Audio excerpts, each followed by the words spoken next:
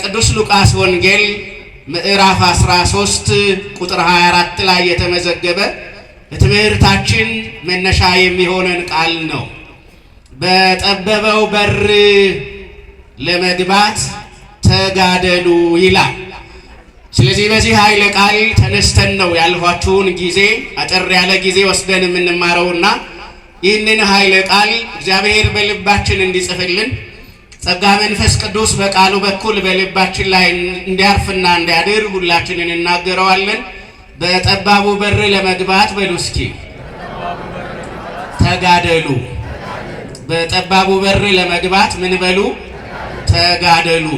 በዚህ ኃይለ ቃል ለምን እንደተነሳው ኃይለ ቃሉን ገና ስትሰሙ ሁላችሁ ታውቃላችሁ ብዬ አስባለሁ። መገመትም አያስፈልጋችሁም።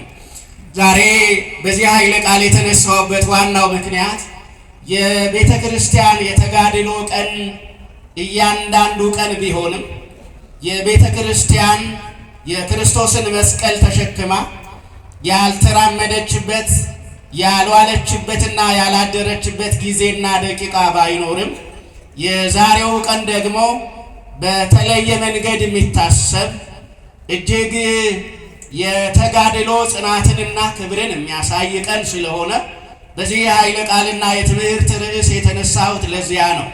ስለዚህ አምላካችን እግዚአብሔር በጠበበው በር ለመግባት ተጋድሎ ለመፈጸም በፊቱ ቆመናል፣ ተዘጋጅተናልና ተጋድሎ ለመፈጸም የምንችልበትን የሚያበረታውን ቅዱስ ቃሉን እንዲገልጥልን በድጋሚ የእሱ መልካም ፈቃድ ይሁን።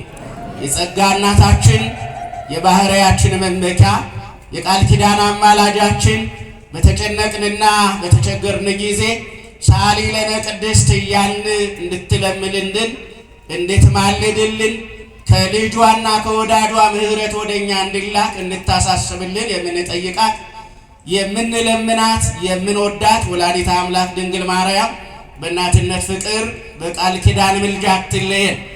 የመላእክት ጥበቃ በዙሪያችን የጸና ይሁንልን። የታላቁ ሰማዕት የቅዱስ መርቆሬዎስ በዕለተ ቀኑ እርሱ የተቀበለው ክብር ለኛ እንዲገባ በረከቱም ለኛ እንዲሆን እግዚአብሔር በምሕረቱ ይርዳን። የጻድቃን የጌታ ወዳጆች ሁሉ ጸሎታቸውና በረከታቸው ይድረሰን። በጠባቡ በር ለመግባት ምን በሉ? ተጋደሉ። ዛሬ የቀደሙ አባቶችን ተጋድሎ ብቻ ሰምተን እንድንሄድ እግዚአብሔር የፈቀደልን አይመስለኝም።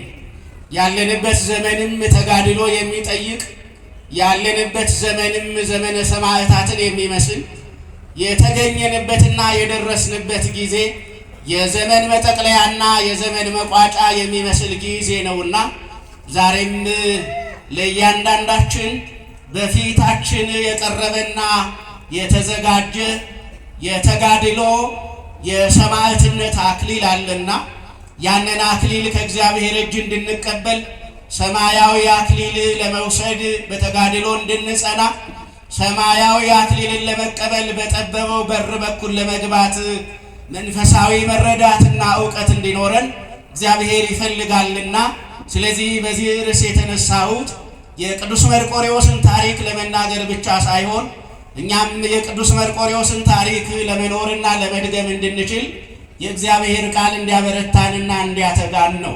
ስለዚህ አምላካችን እግዚአብሔር ይህን የምንሰማውን ቃል ለሌላ ሰው ብለን ሳይሆን ለራሳችን ብለን እንድንሰማው እግዚአብሔር ይርዳን። ለምእመናን ብቻ ነው ብለን ሳይሆን ለእኛ ለአገልጋዮችም ጭምር ነው ብለን እንድናዳምጠው ማን ይርዳን? እግዚአብሔር ይርዳን። እንግዲህ ይህን ኃይለ ቃል ወይም ይህን የወንጌል ትምህርት ያስተማረንና የነገረን ጌታችን መድኃኒታችን ኢየሱስ ክርስቶስ እንደሆነ ቅዱስ ሉቃስ በጻፈልን በተነሳውበት የመጽሐፍ ቅዱስ ክፍል ላይ በግልጽ ተቀምጧል። ጌታችን መድኃኒታችን ኢየሱስ ክርስቶስ በእኛ መካከል በሥጋ እንደተመላለሰ ተደጋግሞ የተነገረና ሁላችን የምናውቀው ነው። በመካከላችን በተመላለሰ ጊዜ ግን ጌታችን መድኃኒታችን ኢየሱስ ክርስቶስ በሕይወት ፈተና ውስጥ ላሉ መከራ ላዛላቸውና ለበዛባቸው ከዘላለም ሕይወት ለወጡና ለተቆረጡ ሰዎች እንደገና ወደ ዘላለም ሕይወት እንዲመለሱ እንደገና ወደ እግዚአብሔር የዘላለም ክብርና ጸጋ እንዲገቡ በቃሉ ወይም በመለኮታዊ የቃል ትምህርት ሰዎችን ያበረታ ነበረ። የእግዚአብሔር ቃል ደካሞችን እንደሚያበረታ አትስቱትም ታውቃላችሁ። ያለ እግዚአብሔር ቃል ስጋችን ደካማ ነው። ያለ እግዚአብሔር ቃል ቀናችን ጨለማ ነው። ያለ ኢየሱስ ክርስቶስ ቃል ሕይወታችን ደብዛዛ ነው። ያከበረን የሱ ቃል ነው። ያጸደቀን የሱ ቃል ነው። ሕይወትና መድኃኒት የሆነን ክርስቶስ ያስተማረንና ያደረገልን ነገር ነው። ስለዚህ በዚህ ስፍራ ላይ ጌታችን መድኃኒታችን ኢየሱስ ክርስቶስ ከገሊላ አውራጃ ከዝቅተኛውና ከራቀው ከሰሜኑ ክፍል ወደ ይሁዳ አቅጣጫ ወይም ወደ ደቡብና ዋናዋ የእስራኤላውያን ከተማ ወደምትገኝበት ወደ ኢየሩሳሌም ሲወጣ የመንግሥተ ሰማያትን ትምህርት ያስተምር ነበረ። የምን ትምህርት አልኋችሁ? የምን ትምህርት አልኋችሁ? እዚህ የተሰበሰብነው የመንግሥተ ሰማያትን ትምህርት ልንሰማ ነው። የሰፈር ሐሜትና ወሬ ለመናገር ወይም ለመስማት እዚህ አልተሰበሰብንም። የሰዎችን ተረትና ተራ ታሪክ ለመናገርም እኔ አልቆምኩም፣ እናንተም አልመጣችሁም። እዚህ የሰበሰበን ዋናው ጉዳይ የመንግሥተ ሰማያት ትምህርት ጉዳይ ነው። ይሄ የምናየው ነገር ሁሉ የሚያልፍ ስለሆነ ዛሬ የተመካንበት አንገታችን ላይ ያሰርነው ወርቅ የሞት ንቀን ከአንገታችን ላይ የሚበጠስ ስለሆነ ዛሬ የምናሽከረክራቸውና የምንነዳቸው መኪናዎች ሬሳችንን እንኳን መቃብር አጠገብ የማያደርሱ ስለሆነ ዛሬ ያማረ ሲሞቅ የሚቀዘቅዝ ሲቀዘቅዝ የሚሞቅ አድርገን የሰራነው ቤት ከቀዝቃዛ መቃብር የሚያስጥለንና የሚያድንን ስላልሆነ ስለዚህ ዛሬ እዚህ የተሰበሰብነው የመንግሥተ ሰማያት ጉዳይ ነው። የሰበሰበን ሰማዕታት የተጋደሉት ስለ መንግሥተ ሰማያት ነው። ቅዱሳን ይህንን ዓለም ንቀውና ትተው የፍየል ለምድ ለብሰው ቆዳ ለብሰው እየተራቡና እየተጠሙ በበረሃና በጫካ በድንጋይ ስር የተኙ ከአራዊት ጋር አብረው ውለው ያደሩ የአራዊትን ድምፅ ለምደው የአራዊትን የድምፃቸውን ጥሪ መሰረት አድርገው የአራዊትን ቋንቋ እስኪያውቁ ወይም ድምፃቸውን መሰረት አድርገው ፍላጎታቸውን እስኪረዱ ድረስ በጫካ ውስጥ በዋሻ ውስጥ በበረሃ ውስጥ ሰማዕታት፣ ቅዱሳን፣ ጻድቃን፣ ተጋዳላያን፣ መነኮሳት፣ መናንያን የወደቁት ለምን ጉዳይ ነው ከተባለ ክብር ፍለጋ አይደለም፣ ስልጣን ፍለጋ አይደለም፣ ትልቅ ወንበር ፍለጋ አይደለም፣ የሰፋ እንጀራ ወይም ትልቅ እንጀራ አጥፎ ለመብላት አይደለም። ስለ መንግሥተ ሰማያት ጉዳይ ነው። ስለዚህ እዚህ የተሰበሰብነው የመንግሥተ ሰማያት ትምህርት ጉዳይ ነው እና ጌታችን መድኃኒታችን ኢየሱስ ክርስቶስ ስለ ዘላለም ሕይወትና ስለ መንግሥቱ አስተማረ። እኔ ባለሁበት ለመኖርና ለመሆን የምትፈልጉ ከሆነ ስለ መንግሥተ ሰማያትና ስለ ዘላለም ሕይወት ማወቅ ይገባችኋል እያለ በሚያስተምር ጊዜ አንድ የዚህ ዓለም ነገር የሚያስጨንቀውና የሚያሳስበው የዘላለም ሕይወት ትርጉም ያለው ያልመሰለው ወደ መንግሥተ ሰማያት መግባት ተራ ነገር የመሰለው ወጣት ቀረበና ጌታ ሆይ አንተ የምታስተምረውን ትምህርት ሰምቶ ወደ መንግሥተ ሰማያት የሚገባ እኮ ብዙ ሰው አታገኝም። ወደ መንግሥተ ሰማያት የሚገባ ጥቂት ሰው ብቻ ይሆናል እንዲህ የምታስተምር ከሆነ አለው። ከዛ ጌታችን መድኃኒታችን ኢየሱስ ክርስቶስ ታየሉ ከመትባው እንተ ጸባብ አንቀጽ አለ። በጠባቡ በር ለመግባት ምን ማለት ይገባችኋል አለው? ተጋድሎ ያስፈልጋችኋል ብሎ አለው።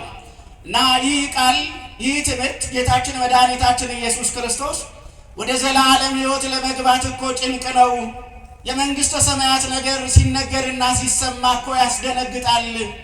ከዓለም ጋራ ከኑሯችን ጋራ ከምንኖረው ምድራዊ ሕይወታችን ስጋዊ ነገራችን ጋር እኮ የመንግሥተ ሰማያት ነገር ያጣላል የሚል ወጣት በመጣ ጊዜ ጌታችን መድኃኒታችን ኢየሱስ ክርስቶስ ልክ ነህ፣ እኔ የማስተምረው ትምህርት የሚመጥን አይደለም ያለው። እንዲያውም ወደ ዘላለም ሕይወትና ወደ መንግሥተ ሰማያት ለመግባት የሚቻለው በጠባቡ በር በኩል ነው አለው። በምን አይነቱ በር በኩል ነው? በምን አይነቱ በር በኩል ነው? በጠባቡ በር በኩል ነው መግባት የሚቻለው።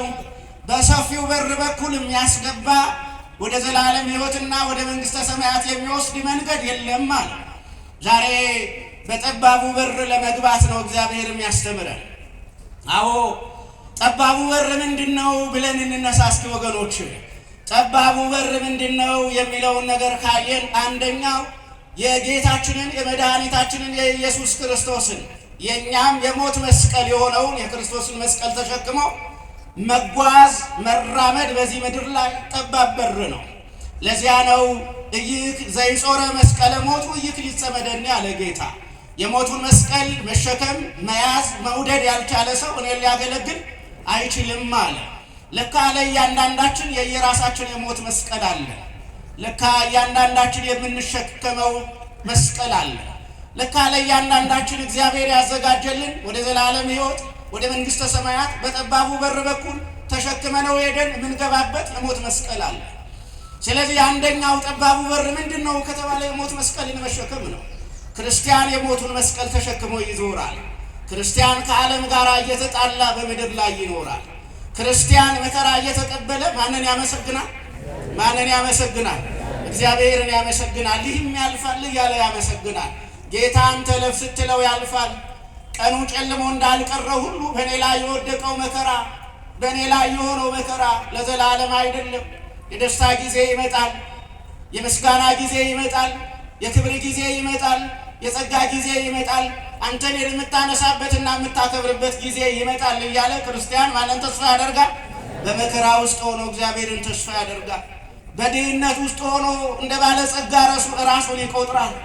ምንም የሌለው ባዶ ሆኖ ጓዳው የደረቀ ምንም አይነት ልምላሜ ምንም አይነት የሚበላ የሚላስ የሚቀመስ በቤቱ የሌለ ሆኖ ቤቴ ሙሉ ነው ብሎ ማንን ያመሰግናል?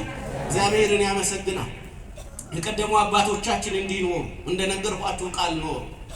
የቀደሙ አባቶቻችን የሞታቸውን መስቀል ተሸክመው ኖሩ። የዛሬውን በዓል ስናከብር በጠባቡ በር ለመግባት ፍጹም የሆነውን ተጋድሎ ያደረገውን ቅዱስ መርቆሬዎስን ነው የምናስበው። ስለዚህ ቅዱስ መርቆሬዎስ የሞት መስቀላቸውን ከተሸከሙ ሰማዕታት፣ የክርስቶስ ምስክሮች፣ የእግዚአብሔር ወዳጆች፣ አገልጋዮች መካከል አንዱ ቅዱስ መርቆሬዎስ ነው። ተወዳጁ ሰማዕት፣ ታላቁ ሰማዕት፣ በመከራና በፈተና ውስጥ ያለፈው ሰማዕት፣ መከራውንና ፈተናውን በደስታ የተቀበለው ሰማዕት ቅዱስ መርቆሬዎስ። ሁላችሁም ታሪኩን ታውቁታላችሁ። ታሪኩ ላይ ብዙ አልቆም። እንግዲህ ቅዱስ መርቆሬዎስ የመጀመሪያ ስሙ ቅድም በዝማሬው እንደሰማችሁ ፊሉፓዴር ተብሎ ይጠራ ነበር ይላል። ቅዱስ መርቆሬዎስ ከሚያምኑ ቤተሰብ አልተወለደም። ወላጆቹ ስመ እግዚአብሔርን የማይጠሩ ሃይማኖተ ክርስትና ያልነበራቸው ነበሩ መጀመሪያ ላይ።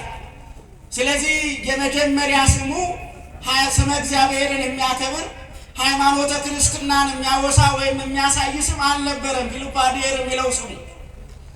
ከዛ በኋላ ግን የቅዱስ መርቆሬዎስ ቤተሰቦች በብዙ መከራና ፈተና ውስጥ እያለፉ ሳለ የወንጌል ቃል ሰሙ። የምን ቃል ሰሙ?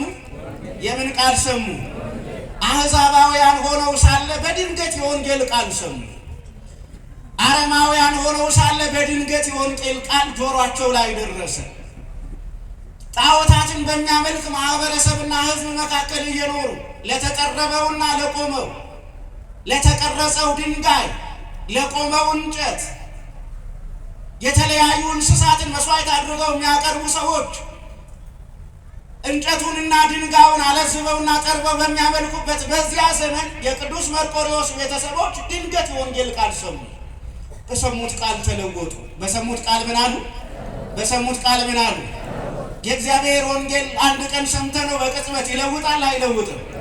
ይለውጣል እኮ ወገኖቼ። እኛ ለምን አልለወጥ እንዳልን ነው እንጂ የማይገባን። የእግዚአብሔር ወንጌል እኮ ሲሰማ ኃይል አለ። የእግዚአብሔር ቃል እኮ ክፉ ልብን ይለውጣል። የእግዚአብሔር ቃል እኮ የነፍሰ ገዳይን እጅ መስቀል እንዲይዝ ያደርጋል። የእግዚአብሔር ቃል እኮ ወገኖቼ ወዲያው ይለውጣል እኮ። ጨካኙን ርኅሩኅ የሚያደርገው የማን ቃል ነው? የማን ወንጌል ነው? ነፍሰ ገዳዩን መናኝ የሚያደርገው የማን ወንጌል ነው? የማን ወንጌል ነው?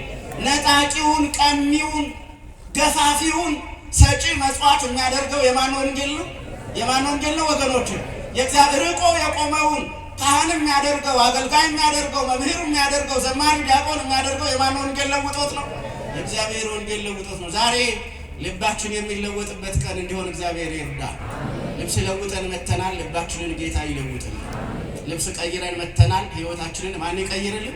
እግዚአብሔር ይቀይርልን። አሮጌውን አውልቀን አዲሱን ለብሰን እንደመጣን ሁሉ ዛሬ አሮጌውን ልባችንን እግዚአብሔር ከኛ ንቅል አድርጎ ጥሎ አዲስ ልብ ሰጥቶን እንደ ዳዊት በአዲሱ ልብ የእግዚአብሔርን መንፈስ እያመሰገንን እንድንመለስ እግዚአብሔር በምሕረቱ ይርዳል። ስለዚህ የቅዱስ መርቆሬዎስ ቤተሰቦች የክርስቶስን ወንጌል ሰሙና የተሰቀለውን የክርስቶስን ቃል አመኑና በቀራንዮ አደባባይ ተሰቅሎ በሞተው በክርስቶስ አመኑ።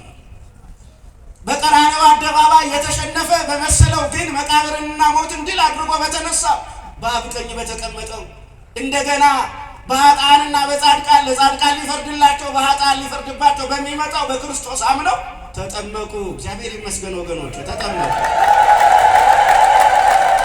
ከዛ በተለይ እናቱ ልጇን ወዲያው ስሙን ለውጣ መርቆሬዎስ አለችው። መርቆሬዎስ ማለት ፍቁረ እግዚአብሔር ማለት ነው። የማን ወዳጅ ማለት ነው?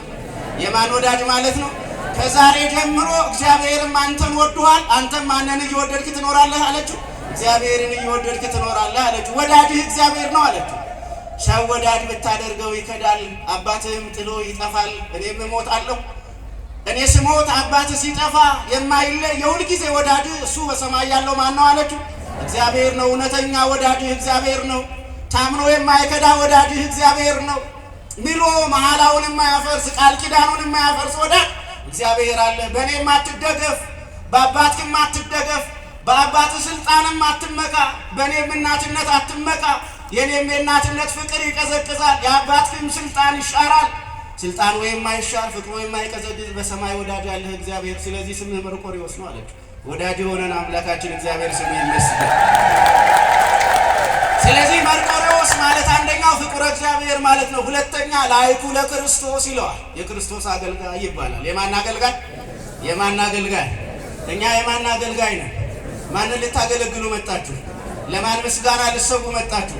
ዛሬ እውነቱን ለመናገር ቅድም እንደተባለው ሞኛ አይደላችሁም። እናንተ ስራ አጥም አይደላችሁም፣ ቦዘኔም አይደላችሁም። ዛሬ እዚህ የተገኘነው ሁላችን ስራ ስለሌለን አይደለም፣ ስራ ዘግተን ነው የመጣ ነው። እዚህ የመጣንበት ዋናው ምክንያት ግን ሞኝ ስለሆን ተላላ ስለሆን ሳይሆን ማንን ለማገልገል ነው? ማንን ለማገልገል ነው? ሁልጊዜ የሚያገለግለንን እግዚአብሔርን ለአንድ ደቂቃ ወይም ለአንድ ቀን ወይም ለግማሽ ቀን ለማገልገል ነው የመጣ ነው። አገልግሎታችንን የሰማይ አምላክ ይቀበልልን። ምስጋናችንን የሰማይ አምላክ ይቀበልልን። ስለዚህ መርቆሬዎስ ማለት ምን ማለት ነው ከተባለ ላይኩ የክርስቶስ አገልጋይ ማለት ነው። ይህ የክርስቶስ አገልጋይ ቅዱስ መርቆሬዎስ በተለያዩ በምድር ላይ በነበሩ ታሪኮች አለፈ እንደ ማንኛውም ሰው። ነገር ግን ዘመነ ሰማዕታት ደረሰ።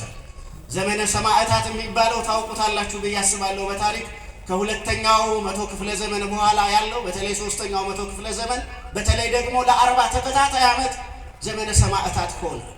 ክርስቲያን በተገኘበት እንደ አውሬ ታድኖ ተገደለ። ክርስቲያን በተገኘበት ሁሉ እሳት እየነደደ ተቃጠለ። ክርስቲያን ነኝ የሚለው ሁሉ እጆቹና እግሮቹ ታስረው ወደ ገደል ተወረወረ። ክርስቲያን ነኝ የሚለው ሁሉ አንገቱ እንደ በግ እየታረደ ቆዳው ተገፈፈ። ክርስቲያን ነኝ የሚለው ሁሉ ደሙ በሜዳ ተዘራ። ደሙ በሜዳ ተዘራ። አብያተ ክርስቲያናት ተዘጉ። አብያተ ጣዖታት ተከፈቱ።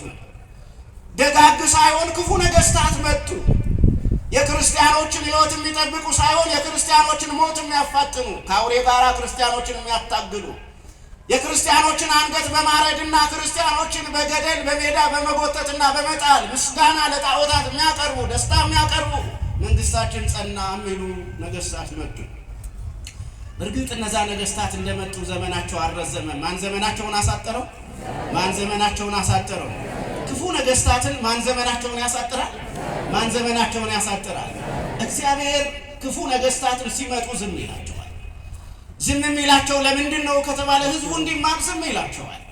ክፉ ነገስታት በክፋታቸው እየጸኑ በኃጢአታቸው እየበረቱ የሰማዕታትን ሕይወት እየቀጠፉ የቤተ ክርስቲያንን በር እየዘጉ ካህናትንና አገልጋዮችን እየሰዉ ደስ በሚሰኙበት ጊዜ ድንገት ባልጠበቁበት ቀን እግዚአብሔር በቤተ መንግስታቸው የሞት መልአክ ልክባቸዋል። ዝም ይላል።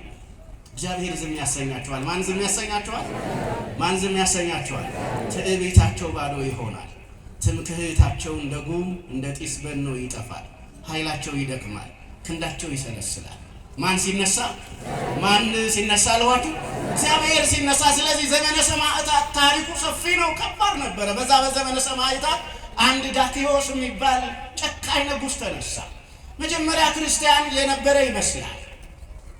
በኋላ ግን በክርስቶስ ስም የሚያምኑትን ሁሉ ምን የሚል ሆነ ከተባለ የሚገድል ሆነ እና ቅዱስ መርቆሬዎስን አንድ ቀን እርሱ ወደ ጣዖታት ቤት ሲሄድ ለመስዋዕት የሚገባውን ሁሉ ይዞ ንጉሡ ሲሄድ ቅዱስ መርቆሬዎስ በዳክዮስ ዘመን ወታደር ሆኖ አገሩን የሚጠብቅ የሚያገለግል ዘማች ሆኖ የሚዘምት ሰው ምድሩን የሚጠብቅ ሰው ነበርና ክርስቲያን ሆኖ ይዘምት ነበር እና ክርስቲያን ሆኖ በሚዘምትበት ጊዜ ቅዱስ መርቆሬዎስ በዘመተባቸው ዘመቻዎች ሁሉ ድል እንጂ ሽንፈት አልነበረም። ቅዱስ መርቆሬዎስ በሄደበት ቦታ ሁሉ የአገር ድንበር ይጠበቃል እንጂ የአገር ድንበር አይደፈርም ነበረ። ምክንያቱም ቅዱስ መርቆሬዎስ ለውትድርና ለዘመቻ ሲሄድ የእግዚአብሔር መልአክ ወደ መርቆሬዎስ ይመጣና ስመ እግዚአብሔርን መጥራት እንዳትረሳ ይለው ነበር። የማንን ስም መጥራት? የማንን ስም መጥራት? ስትሄድ ስመ እግዚአብሔርን ጥራ ይለዋል። ስትወጣ የማንን ስም ጥራ? ወደ ጠላቶች ስትሄድ የማንን ስም እየጠራ ሂድ? የማንን ስም እየጠራ ሂድ? የእግዚአብሔርን ስም እየጠራ ሂድ። ዳዊት እንዳለው ብከነ ወጎሙ ለኩሎሙ ጸርነ፣ ጠላቶቻችንን ሁሉ ስምህን ጠርተን ምን እንላቸዋለን አለ ዳዊት? ድል እናደርጋቸዋለን። እውነት ነው። የእግዚአብሔር ስም መዋኢ ነው። የእግዚአብሔር ስም ኃያል ነው። የእግዚአብሔር ስም የጠላትን ኃይል ያደቃል። የእግዚአብሔር ስም ጠላትን ከጉልበት በታች እንዲንበረከክ ያደርገዋል። ስለዚህ ቅዱስ መርቆሬዎስ የእግዚአብሔርን ስም እየጠራ ይሄዳል። በሄደበት ቦታ ሁሉ ድል አድርጎ ይመለሳል እና ዳክዮስ ሀገራዊ ድል አገኘ፣ ትልቅ ድል አገኘ። ያንን የድል በዓል የማከብረው ጣዖታት ቤት ሄጄ ነው አለ። የታደለ ሰው በማን ቤት ያከብራል? የታደለ ሰው በማን ቤት ያከብራል? በእግዚአብሔር ቤት ያከብራል እና እዛ ሄጄ ነው አለ። ግን ቅዱስ መርቆሬዎስ ደግሞ አይ እኔ የእግዚአብሔርን ስም ጠርቼ ድል አድርጌያለሁ፣ ቤተ ጣዖት አልገኝም ብሎ ቀረ። ከዛ በኋላ መርቆሬዎስን የሚያውቁት ሰዎች ወደ ንጉሡ ቀርበው ዛሬ እኮ ያ የምትወደው የምትሾመው ከፍ ከፍ የምታደርገው ብርቱ ተዋጊ ነው ኃያል ነው የምትለው ወታደር መርቆሬዎስ እኮ አልመጣም ማለት። ዳክዮስ መርቆሬዎስን ለምን አልመጣም ብሎ ጠየቀው። አይ እኔ እዚህ አልመጣም፣ እኔ እግዚአብሔር ነኝ አለው። እኔ ማን ነኝ? እኔ ማን ነኝ? እኔ ማንን ስም የምጠራ ነኝ? የእግዚአብሔርን ስም የምጠራ ነኝ እንጂ እኔ ስመ ጣዖት የምጠራ አይደለሁም። እኔ የምንበረከከው ለሰማይ አምላክ ነው። እኔ ለምድር ለጣዖታት አልንበረከክም። የኔ ምስጋና ለእንጨት አይደለም፣ ሰማይንና ምድርን ለፈጠረ ለፍጥረታት ሁሉ ጌታ ለኃያሉ ንጉሥ ለእግዚአብሔር ነው እንጂ ለፍጡር ምስጋና አላቀርብም። ከዛ ወዲያው ንጉሡ ተናደደ፣ እንዲገረፍ አደረገው። በእርጥብ እንጨት ተመታ። እንደገና ከላም ወይም ከበሬ ቆዳ በተፈተለ ተገረፈ። እጆቹና እግሮቹ በሰንሰለት ታሰረ። ከዛ ወደ ሩቅ ምድር ይሄድ ተብሎ ወደ ታች ወደ ቂሳርያ ወደ ሩቅ ምድር ተላከ። በዛ በተላከበት ክፉ ገዢ ደግሞ አጋጠመው። ከዛ በኋላ ብዙ ከተገረፈ ብዙ መከራ ከተቀበለ በኋላ በዛሬው ቀን ቅዱስ መርቆሬዎስ በደስታ ጌታዬ ሆይ ኢየሱስ ክርስቶስ ሆይ ነፍሴ ወደ አንተ እየመጣች ነው ተቀበላት ብሎ ዛሬ ነፍሱን ሰጠ። የጽድቅ አክሊል ከሰማይ መጣለት። ምድር በብርሃን የተሞላችበት መርቆሬዎስ ሰማዕት የሆነበት ቀን ነው የዛሬው ቀን። ያ ማለት በተነሳውበት ርዕስ መሰረት ቅዱስ መርቆሬዎስ በሰፊው በር በኩል ገባ፣ በጠባቡ በር በኩል። በየትኛው በር በኩል ነው? ክርስትና ጠባብ በር ነው። ክርስትና ምን አይነት በር ነው? ክርስትና ጠባብ በር ነው። ክርስትና ጠባብ በር ነው። አትዋሹ ይላል ክርስትና። አትስረቅ ይላል ክርስትና። ጠላትህን ውደድ ይላል ክርስትና። ስለዚህ አያችሁ አንዳንዶቹ ይህንን እንደ ድክመት ወስደውት ነው በዚህ ዘመን ብዙ ክርስቲያኖች ልክ እንደ መርቆሬዎስ ሰማዕታት እየሆኑ ያሉት በዚህ ምክንያት ነው። በጠባቡ በር በኩል ስለምን አልፈ። ሰፊው በር ቢሆን ኖሮ እነሱ ጉልበት እንዳላቸው እኛም ጉልበት ነበረ። እነሱ እጅ እንዳላቸው ለእኛም ማን እጅ ሰጥቶናል? እግዚአብሔር እጅ ሰጥቶናል አይደል? የእኛም እጅ ሌላ ነገር ባያደርግ ድንጋይ መወርወር ያቅተዋል? አያቅተውም ነበር አይደል እንዴ? ግን የእኛ እጅ የደከመ የመሰለው በየትኛው በር በኩል እየገባን ነው? በጠበበው በር በኩል። ፊቱን ሲመታ ዝም ያለውን ክርስቶስን እያሰበ፣ ሲገረፍ ዝም ያለውን ክርስቶስን እያሰበ፣ እጆቹ ሲቸነከሩ ዝም ያለውን ክርስቶስን እያሰበ። ክርስቶስ እኛ እጅ ላይ ያስቀመጠው ምንድነው ከተባለ የተቸነከረበትን የሰላም መስቀል ነው እንጂ ሰይፍ እጃችን ላይ አላስቀመጠም። ስለዚህ ይሄው እንደምታዩት ዛሬ እጃችን ላይ ሰይፍ የለም፣ መስቀል ነው ያለው። አባቶች ይባርካሉ፣ አባቶች ይባርካሉ፣ በመስቀላቸው ያሳልማሉ። ዱላ እጃችን ላይ የለም። ከዚህ የተነሳ በጠባቡ በር በኩል ማለፍ ተጋድሎ አለው። ተጋድሎው ግን ምንድነው ከተባለ መራራ አይደለም፣ አሳዛኝ አይደለም። ተጋድሎው ደስታ ነው። ፍጻሜው የክብር አክሊል ነው። ፍጻሜው ምስጋና ነው። ፍጻሜው የጌታችን የመድኃኒታችን የኢየሱስ ክርስቶስን መንገድ መከተል ነው። በክርስቶስ መንገድ ስንሄድ አሸዋው እንቅፋቱ ቢመታንም ደስ ይለናል እንጂ ይከፋናል እንዴ? ይከፋናል ወገኖች? አይከፋንም። እንኳን የክርስቶስ ከሆነ እንኳን እሱን ተከተል፣ እንኳን መስቀሉን አይተን ተከተል፣ እንኳን በመስቀሉ ላይ በፈሰሰው ደሙ ተሸፈን፣ እንኳን በመስቀሉ ላይ ለኛ በተቸነከረው እጁ ተባረክ፣ እንኳን ከጎኑ በፈሰሰው ደም ተጠመቅ፣ ውሃ ተጠመቅ። ደስ ይለናል እንጂ ይከፋናል? ቅዱስ መርቆሬዎስ ያንን ሁሉ ስልጣን ቅቶ በጠባቡ በር አለፈ እና ዛሬ የቅዱስ መርቆሬዎስ የታላቅ የሰማዕትነት የክብር ቀን ነው። ለዚህ ቀን በድጋሚ አምላካችን እግዚአብሔር እንኳን አደረሳችሁ። በጠበበው በር ለመግባት ምን በሉ ነው? በጠበበው በር ለመግባት ምን በሉ? ተጋደሉ። በጠበበው በር ለመግባት እንጋደል ወገኖች። አሁን ሆዳችንን የምናሰፋበት አይደለም። አሁን ዘመኑ ሆዳችንን የምናሰፋበት አይደለም ወገኖች። ሆዳችን መንፈሳዊነትን የምናሰፋበት ነው። አሁን የተደላደለ ኑሮ የምንኖርበት አይደለም። ነገ ተነስቶ ወደማያውቀው ሀገር እንደሚሄድ ወታደር እኛም እንደዛ የክርስቶስ ወታደር ሆነን ተዘጋጅተን መኖር ይገባናል። ተዘጋጅተን ለመኖር እንድንችል እግዚአብሔር በምሕረቱ ይርዳል። በዚህ አሁን እኛ ባለንበት ዘመን በልዩ ልዩ ስፍራዎች በአገራችንም በውጭም የቅዱስ መርቆሬዎስን የሰማዕትነት መንገድ የተቀበሉ ቀድመውን የሄዱ ሰማዕታት አሉ። እነሱ ቀድመውን ሄደዋል። ወደ ኋላ ስለቀረን እናዝናለን። መከራቸው ከባድ መሆኑን ስናውቅ እናነባለን። የተገደሉት፣ የተሰቃዩት፣ የታረዱት በጨካኞች መሆኑን ስናውቅ ርኅራኄ በሌላቸው ሰዎች መሆኑን ስናውቅ እናዝናለን። መንገዳቸው ግን የጽድቅ መንገድ ነው። መንገዳቸው የምን መንገድ ነው? የምን መንገድ ነው? የጽድቅ መንገድ ነው። ማን ተቀብሏቸዋል? ማን ተቀብሏቸዋል?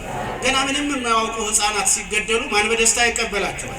እድሜያቸውን የጨረሱ የሚያስታርቁ አረጋውያን ሲገደሉ ማን በደስታ ይቀበላቸዋል?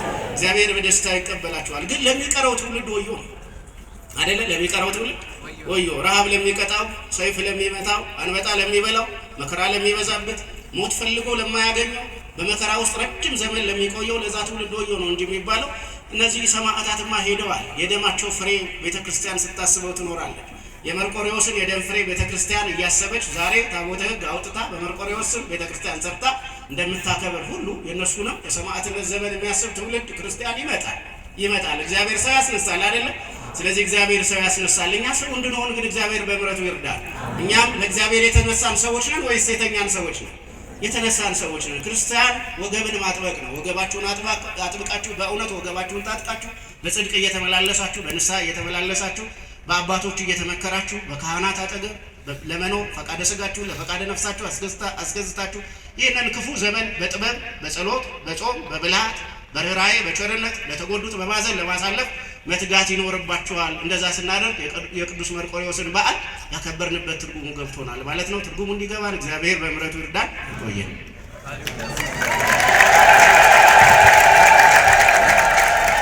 በመምህራችን መጋቤ ብሉይ